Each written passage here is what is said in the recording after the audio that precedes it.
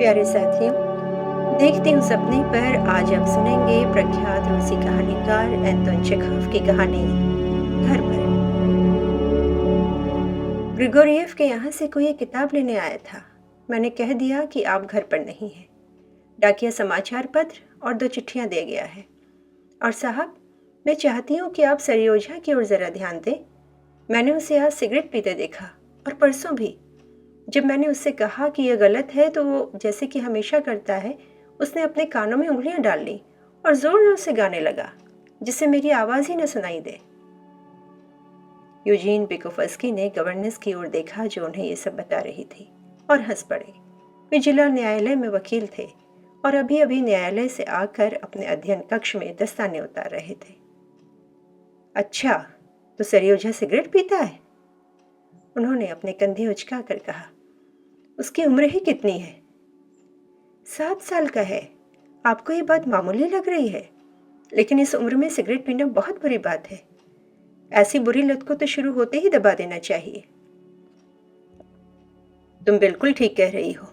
उसे तंबाकू कहाँ से मिला? आपकी मेज से।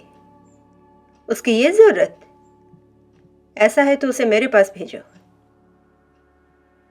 जब गवर्नेंस चली गई तो वे अपने पढ़ने की मेज के पास आराम कुर्सी पर बैठ गए और सोचने लगे। तंबाकू के धुएं में घिरे मुंह में एक बड़ी सी सिगरेट, करीब 1 गज लंबी। ये लिए अपने सरयोजा की छवि उनके सामने उभर आई और ये कल्पना करते ही उन्हें हंसी आ गई। उसी समय गवर्नेंस के गंभीर परेशान चेहरे ने उनके बहुत पहले गुजरे भूले बिसरे दिनों की यादें ताज़ा कर दी, जब स्कूलों में सिगरेट पीना अभिभावकों और शिक्षकों में एक विचित्र और न समझ में आने वाला खौफ पैदा कर देता था। बच्चों को निर्दयता से मारा जाता था और स्कूल से निकाल दिया जाता था। उनकी जिंदगी अस्त व्यस्त हो जाती थी। हालांकि एक भी शिक्षक या किसी भी पिता को धूम्रपान से होने वाली हानियों और अपराध का ठीक से ज्ञान नहीं था। बिकोफस्की को अपने स्कूल के प्रिंसिपल याद आए, एक उच्च शिक्षित, अच्छे स्वभाव के बूढ़े व्यक्ति। जब भी उन्हें कोई छात्र सिगरेट पीता दिख जाता, उनका रंग एकदम जर्द हो जाता और वे तुरंत ही स्कूल बोर्ड की मीटिंग बुलवाकर उस छात्र को निष्कासित कर दिया करते थे। इसमें संदेह नहीं कि यह समाज का एक नियम है। जिस बुराई को जितना कम समझा जाता है, उस पर उतना ही तीखा और सख्त प्रहार किया जाता है। वकील को उन 2-3 लड़कों की याद आई जिन्हें स्कूल से निकाल दिया गया था। उनके बाद की जिंदगी यह दर्शाती थी कि अक्सर अपराध के कारण पनपने के बजाय बुराई सजाओं के कारण पनपती है। इस तरह के विचार बिकोफस्की के दिमाग में आए, हल्के फुल्के क्षणभंगुर विचार जो केवल एक थके मांदे आराम फरमा रहे मस्तिष्क में आते हैं। 9 बजे का समय था। ऊपर की मंजिल पर कोई आगे पीछे चल रहा था और उसके भी ऊपर यानी तीसरी मंजिल पर 4 हाथ पियानो पर सरगम बजा रहे थे। जो आदमी लगातार चहलकदमी कर रहा था, उसकी चाल से ऐसा महसूस हो रहा था कि या तो वो दुखदाई विचारों से ग्रस्त है या फिर उसे दांत का दर्द है। उसकी कदम ताल और पियानो के नीरस स्वरों ने शाम के उस शांत वातावरण में ऐसा उनींदापन भर दिया था जो मन को बेमतलब के विचारों की ओर बहाए जा रहा था। वहां से 2 कमरों की दूरी पर बच्चों के कमरे में सरयोजा और उसके गवर्नेंस के बीच बातचीत चल रही थी। पापा आ गए हैं, पापा आ गए हैं, लड़का गा रहा था। गवर्नेंस कुछ चिल्लाई जैसे डरी चिड़िया ची ची कर रही हो। मुझे उससे क्या कहना चाहिए, बिकोफस्की ने सोचा। लेकिन इससे पहले कि क्या कहना है ये सोचने का समय उसे मिलता, उसका बेटा कमरे में आ चुका था। एक छोटा सा बालक जिसके कपड़ों से ही उसके लड़के होने का पता लगता था, अन्यथा वो बेहद कोमल, उजला और नाजुक सा था। गुड इवनिंग पापा, उसने बहुत शिष्टता के साथ अपने पिता के घुटनों पर चढ़कर फुर्ती से उनका गला चूमते हुए कहा। आपने मुझे बुलाया था? रुको, ठहरो थोड़ा बच्चे, वकील ने उसे अलग करते हुए कहा। इससे पहले कि तुम एक दूसरे को प्यार करें, हमें एक बात करनी है। एक गंभीर बात है। मैं तुमसे बहुत नाराज हूं और अब तुम्हें प्यार नहीं करता। समझ गए? मैं तुम्हें प्यार नहीं करता और तुम मेरे बेटे भी नहीं हो। सरयोजा ने अपने पिता की ओर एकटक देखा और फिर मेज की ओर देखकर कंधे उचकाए। मैंने क्या किया है? उसने परेशान होकर पलकें झपकाते हुए पूछा। मैं तो आज एक बार भी आपके अध्ययन कक्ष में नहीं गया और मैंने किसी भी चीज को नहीं छुआ। मिस नताली अभी मुझसे शिकायत कर रही थी कि तुम सिगरेट पीते हो। ऐसा है क्या? तुम सिगरेट पीते हो? हाँ, मैंने एक बार पी थी। तो तुम अब झूठ भी बोल रहे हो? वकील ने अपनी मुस्कान को गुस्से में छिपाते हुए कहा। मिस नताली ने तुम्हें 2 बार सिगरेट पीते देखा है। इसका मतलब ये हुआ कि तुम 3 गलत काम करते पकड़े गए हो। सिगरेट पिया, मेरी मेज से तंबाकू लिया जो तुम्हारा नहीं था, और झूठ बोला। 3 इल्जाम है। हाँ, सरयोजा को याद आया और उसकी आंखें मुस्कुरा उठी। ये सच है। हाँ, सच। मैंने 2 बार सिगरेट पी थी, आज और 1 बार और। यानी कि 2 बार ऐसा किया था तुमने, 1 बार नहीं। बहुत नाराज हूं मैं तुमसे। तुम अच्छे बच्चे हुआ करते थे, लेकिन अब बहुत बुरे और शैतान हो गए हो। मिकोफस्की ने सरयोजा का छोटा सा कॉलर सीधा किया और सोचा कि अब आगे क्या कहना चाहिए। उन्होंने कहना जारी रखा। मुझे तुमसे ऐसी आशा कभी नहीं थी।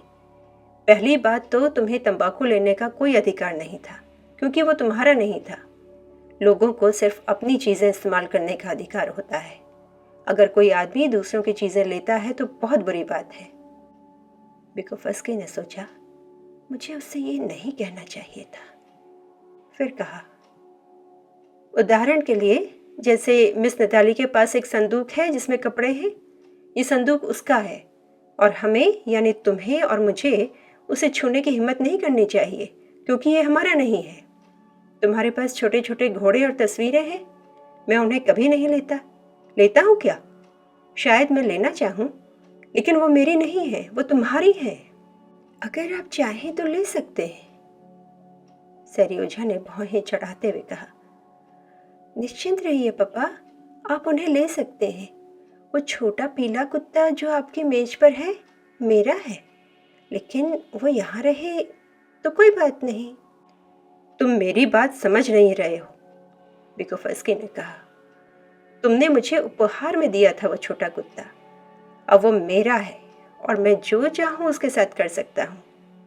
अगर मैं तंबाकू पीना चाहूँ जो मेरा नहीं है, तब पहले मुझे ऐसा करने के लिए इजाज़त लेनी होगी। और इस तरह धीरे धीरे वाक्य से वाक्य जोड़ते हुए और बच्चे की तरह बातचीत करते हुए मिकोफस्की अपने बेटे को अपना अधिकार होने का अर्थ समझाते रहे। सरयोजा की आंखें अपने पिता के सीने पर टिकी थीं और वो ध्यान से सुन रहा था। शाम के समय उसे अपने पिता से बातें करना बहुत अच्छा लगता था। फिर उसने कोहनियाँ मेज के किनारे पर रख दी और अपनी अधमिची आंखों से कागज और कलमदान को ध्यान से देखने लगा। उसकी नजरें मेज पर घूमने लगी और गोंद की बोतल पर आकर ठहर गई। पापा, गोंद किस चीज से बनती है? उसने अचानक बोतल को उठाकर अपनी आंखों के सामने लाते हुए पूछा।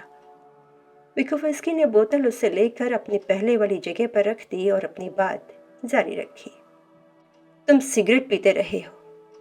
ये सच में शैतानी की बात है। अगर मैं सिगरेट पीता हूं तो इसका मतलब ये नहीं कि सिगरेट पीना अच्छा है। जब मैं सिगरेट पीता हूं तो जानता हूं कि ये मूर्खता है और मैं खुद से बहुत नाराज होता हूं और ऐसा करने के लिए अपने आप को दोष देता हूं। तंबाकू सेहत के लिए बहुत हानिकारक है और इसे पीने वाला जल्दी मर जाता है।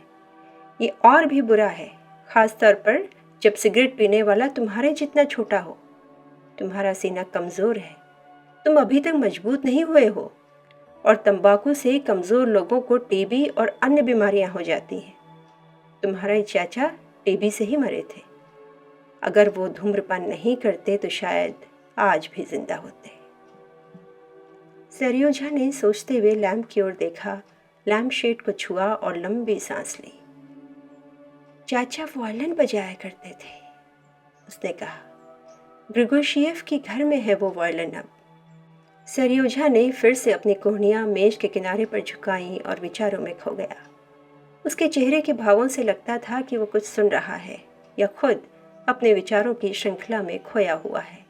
उदासी और डर जैसा कुछ उसकी बड़ी सी अपलक खुली आंखों में आया। शायद वो मृत्यु के विषय में सोच रहा था, जो कुछ ही समय पहले उसकी माँ और चाचा को ले गई थी। मृत्यु माँओं और चाचाओं को दूसरी दुनिया में ले जाती है और उनके बच्चे तथा वॉयलन यहीं पृथ्वी पर रह जाते हैं। मृत लोग स्वर्ग में कहीं सितारों के पास रहते हैं और वहाँ से वे नीचे पृथ्वी की ओर देखते हैं। क्या वो ये जुदाई बर्दाश्त कर सकते हैं? मुझे उससे क्या कहना चाहिए, बिकोफस्की ने सोचा। वो सुन नहीं रहा है। ये तो साफ बात है कि वो अपने अपराध को कोई महत्व नहीं दे रहा और ना ही मेरे तर्कों को। मैं ऐसा क्या कह सकता हूँ जो उसे छू जाए? वे उठे और कमरे में टहलने लगे। वे सोचते रहे। हमारे समय में ऐसे प्रश्नों का निपटारा करने का एक सरल तरीका था। अगर कोई छोटा बच्चा धूम्रपान करते पकड़ा जाता तो उसकी जोरों से धुनाई होती थी। डरपोक और कायर बच्चे वास्तव में इससे धूम्रपान करना छोड़ देते थे, लेकिन चालाक और दिलेर लड़के पिटाई होने के बाद तंबाकू अपने जूते में छुपा कर रखते और बाहर जाकर सिगरेट पीते। अगर वहां भी पकड़े जाते तो फिर से पिटाई होती। तब वे नदी के किनारे जाकर पीते और किस्सा इसी तरह चलता रहता जब तक कि वे बड़े नहीं हो जाते। मेरी माँ धूम्रपान से दूर रहने के लिए मुझे मिठाई और पैसे देती थी। इस प्रकार के उपाय आज कमज़ोर और अनैतिक लगते हैं। जब वो टहल रहे थे और ध्यान मग्न थे, सरियुजा ऊपर चढ़ा और मेज के पास की कुर्सी पर खड़ा होकर चित्र बनाने लगा। मेज पर एक नीली पेंसिल और कागज़ों की गड्डी खासकर उसके लिए ही रखी गई थी, जिससे कि वो किसी ज़रूरी कागज़ पर ना लिखे और ना ही स्याही को छुए। खाना बनाने वाली ने पत्ता गोभी काटते हुए आज अपनी उंगली काट ली। सरियुजा ने भौहें चढ़ाकर मकान का चित्र बनाते हुए कहा। वो इतनी जोर से चीखी कि सब डर गए और रसोई घर की ओर भागे। कितनी बुद्धू है वो। मिस दताली ने उससे उंगली ठंडे पानी में डालने के लिए कहा, लेकिन वह उसे चूसती रही। वो अपनी गंदी उंगली अपने मुंह में कैसे रख सकती है पापा? ये ठीक नहीं था ना? फिर वो बताने लगा कि कैसे एक बाजा बजाने वाला शाम के खाने के समय उनके आंगन में आया। उसके साथ एक छोटी लड़की थी जो संगीत के साथ नाच गा रही थी। वो अपने ही विचारों में मगन है, वकील ने सोचा। उसके दिमाग में उसका अपना छोटा सा संसार है। वो जानता है कि उसके लिए क्या महत्वपूर्ण है और क्या नहीं। कोई उसके ध्यान और चेतना को केवल उसकी भाषा की नकल करके धोखा नहीं दे सकता।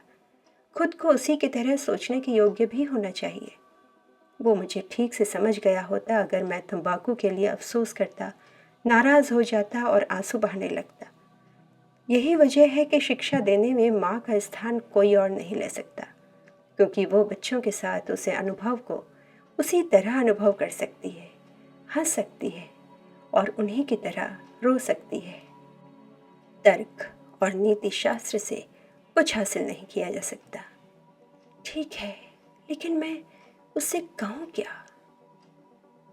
बिकोफस्की को यह बात बड़ी हास्यप्रद और विचित्र लगी कि उनके जैसा कानून का विद्यार्थी जिसने आधी जिंदगी अपराध को रोकने और सजा के हर पहलू का अध्ययन करने में लगा दी, एक बच्चे से क्या कहना चाहिए ये सोचने में पूरी तरह अयोग्य है।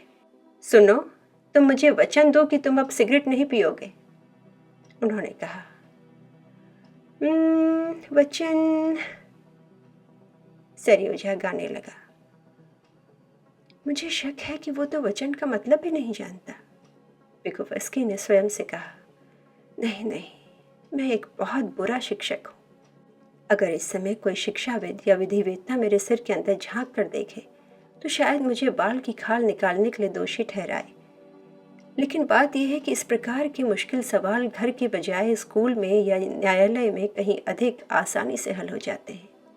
यहाँ घर में ऐसे लोगों के साथ सामना होता है जिन्हें हम बेवजह बहुत प्यार करते हैं, और ये प्यार ही चीज़ों को मुश्किल और जटिल बना देता है। अगर ये बच्चा मेरा बेटा ना होकर मेरा शिष्य या कैदी होता तो मैं इतनी कायरता से पेश नहीं आता और मेरे विचार भी इस तरह नहीं भटकते जैसा कि इस वक्त हो रहा है। मिकुवस्की मेज पर बैठ गए और उन्होंने सेरियोजा का एक चित्र अपनी ओर खींचा। चित्र में एक टेढ़ी सी छत वाला छोटा सा मकान था, जिसकी चिमनी से टेढ़ा मेढ़ा धुआं निकलकर ऊपर कागज के किनारे तक जा रहा था। घर के पास एक सिपाही खड़ा था, जिसकी आंखों की जगह 2 बिंदु बने हुए थे और जिसकी संगीन 4 के अंक जैसी थी।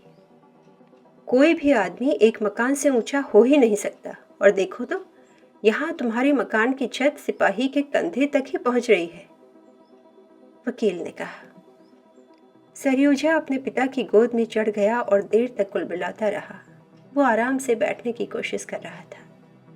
नहीं पापा, उसने अपने चित्र की ओर ध्यान से देखते हुए कहा, अगर सिपाही छोटा बना दिया तो उसकी आंखें नहीं दिखेंगी।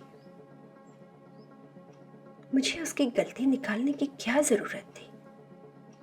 अपने बेटे को देखकर वकील ने समझ लिया था कि आदिम लोगों की तरह बच्चों का भी अपना ही कलात्मक दृष्टिकोण होता है और उनकी अपनी अनोखी आवश्यकताएं होती हैं जो वयस्क बुद्धिमत्ता के क्षेत्र से परे होती हैं।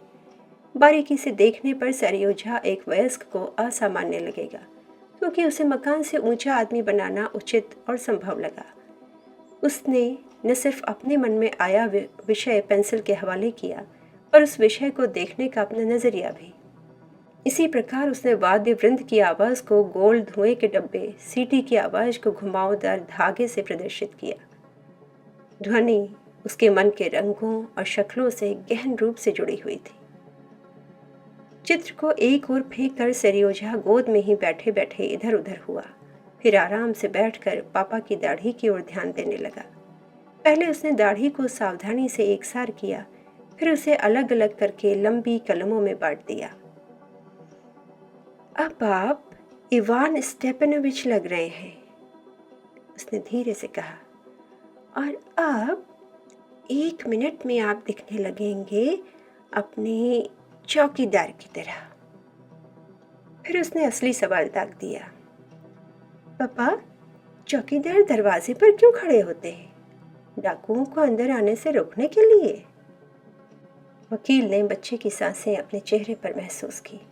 बच्चे के मुलायम बाल उसके गालों को छू रहे थे और एक तृप्तता, एक कोमलता उसके हृदय में समा गई और उसे लगा कि सेरियोजा के सिर पर उसने अपना हाथ नहीं बल्कि आत्मा ही रख दी है। उसने बच्चे की बड़ी बड़ी काली आंखों की गहराइयों में देखा और उसे लगा माँ, पत्नी और वो हर कोई जिसे उसने कभी प्यार किया था उन आंखों की पुतलियों में से झांक रहा है। इसे कोई कैसे पीट सकता है, उसने सोचा। कोई किस तरह इसे सजा दे सकता है? नहीं, हमें ये दिखावा नहीं करना चाहिए कि बच्चों को किस तरह शिक्षा देना ये हम जानते हैं। पहले लोग अधिक सीधे होते थे और सोचते भी कम थे, इसलिए वे अपनी समस्याओं को अधिक साहस के साथ सुलझा लेते थे। लेकिन हम लोग बहुत अधिक सोचते हैं और तर्क के झांसे में आसानी से आ जाते हैं। कोई व्यक्ति जितना अधिक प्रबुद्ध होगा वो उतना ही अधिक चिंतन और नुक्ताचीनी करेगा, उसमें उतना ही अधिक नैतिक संकोच होगा और वो उतना ही अधिक अनिश्चित होगा और किसी भी काम को डरते डरते करेगा। अगर गंभीरता से सोचें तो हमें कितनी हिम्मत और अपने पर कितने ज़्यादा भरोसे की ज़रूरत नहीं होगी किसी और को शिक्षा देने के लिए या किसी बात के लिए फैसला सुनाने के लिए या फिर एक भारी भरकम किताब लिखने के लिए। घड़ी ने 10 का घंटा बजाया। आओ बेटे, सोने का वक्त हो गया, वकील ने कहा। गुड नाइट कहो और फिर जाओ। नहीं पापा, मैं थोड़ी देर और ठहरना चाहता हूँ। मुझे कुछ बताइए ना। अच्छा, एक कहानी सुनाइए, सेरियोजा ने कहा। बहुत अच्छा, लेकिन जैसे ही कहानी खत्म होगी हम सोने चले जाएंगे। जब भी शाम को वह व्यस्त नहीं होता, वकील को अपने बेटे को कहानियां सुनाने की आदत थी। अधिकतर व्यस्त लोगों की तरह उसे न तो कोई कविता याद थी और न ही वो कहानी जानता था, इसलिए उसे हर बार उसी वक्त कुछ नया गढ़ना पड़ता था।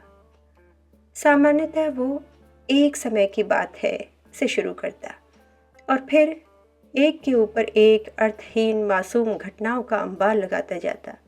शुरुआत करते समय उसे न तो मध्य का पता होता और न ये मालूम होता कि अंत में क्या होगा। ज़रियोझा को ऐसी रचनाएं बहुत पसंद थी। वकील ने ध्यान दिया था कि कथानक जितना अधिक सीधा साधा और सरल होता, वो उसे उतना ही अधिक प्रभावित करता था। ज़रियोझा ने सुनाना शुरू किया। सुनो, उसने अपनी आंखें छत की ओर उठाते हुए कहा।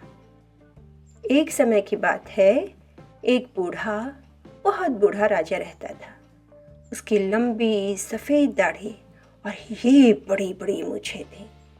वो राजा एक क्रिस्टल के महल में रहता था, जो सूरज की रोशनी में बर्फ के एक बड़े से टुकड़े की तरह चमकता और चारों तरफ से प्रकाश बिखेरता था। बेटा, ये महल एक बड़े से बगीचे में था, जिसमें संतरे और नाशपाती, चेरी, ट्यूलिप और गुलाब उगते थे और रंग बिरंगे पंछी वहाँ गाया करते थे। और हाँ, पेड़ों पर क्रिस्टल की छोटी छोटी सी घंटियाँ टंगी रहती थीं। जब हवा चलती तो वे इतना मधुर स्वर देती कि उन्हें सुनकर कोई कभी भी बोर नहीं हो सकता था। क्रिस्टल धातु से अधिक कोमल और मधुर स्वर देता है, ठीक। और यही नहीं, उस बाग में फव्वारे भी थे। तुम्हें याद है ना, तुमने एक बार सोनिया आंटी के घर में एक फव्वारा देखा था। उसी तरह के फव्वारे राजा के बाग में भी थे, पर बहुत बड़े बड़े, और उनकी फुहार सबसे ऊंचे पेड़ की चोटी तक पहुंचती थी। विकोवस्की ने एक क्षण के लिए फिर सोचा और कहानी को आगे बढ़ाया। बूढ़े राजा के सिर्फ एक बेटा था, जो उसके राज्य का उत्तराधिकारी था। एक छोटा लड़का, बिल्कुल तुम्हारे जितना छोटा। वो एक अच्छा लड़का था, कभी जिद नहीं करता और जल्दी सो जाता था। अपने पापा की मेज से कोई चीज़ नहीं छूता। उसमें बस एक कमी थी, वो सिगरेट पीता था। ज़रियोझा बहुत ध्यान से पापा की आंखों में दृढ़ता से देखते हुए सुन रहा था। वकील ने अपने आप से पूछा, आगे किस तरह बढ़ाई जाए ये कहानी। बहुत देर तक सोचता रहा और फिर कहानी को इस तरह समाप्त किया। क्योंकि वो सिगरेट पीता था, इसलिए राजा का बेटा बीमार हो गया। उसे टीबी हो गई और 20 साल की उम्र में वो मर गया। बूढ़ा राजा बीमार और कमज़ोर हो गया था। उसकी देखभाल करने वाला कोई नहीं बचा था और उसके महल की रक्षा करने वाला या राज्य पर शासन करने वाला भी कोई नहीं था। दुश्मन आए, उन्होंने राजा को मार दिया और महल को नष्ट कर दिया। अब न तो वहाँ बाग में चेरी के पेड़ बचे थे, न चिड़िया, न घंटियाँ, और इसीलिए बेटा, इस तरह का अंत करना विकोवस्की को कला विहीन और बेहुदा लगा, लेकिन कहानी ने ज़रियोझा पर गहरा प्रभाव डाला था। दुख तथा खौफ जैसा कुछ एक बार उसकी आंखों में झलका। वो 1 मिनट तक अंधेरी खिड़की से बाहर देखता रहा और फिर धीमी आवाज में बोला, मैं अब और सिगरेट नहीं पीऊंगा। जब वो गुड नाइट कहकर सोने चला गया तो उसके पिता धीमे धीमे फर्श पर चहलकदमी कर रहे थे और मुस्कुरा रहे थे।